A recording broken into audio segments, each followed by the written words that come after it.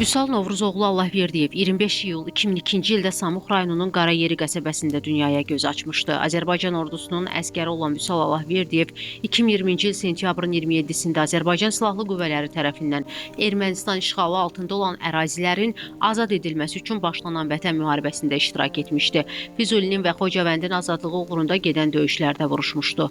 O 6 noyabr 2020-ci ildə Xocavənd istiqamətində gedən döyüşlərdə döyüş tapşırığını yerinə yetirərkən şəhid olmuşdu.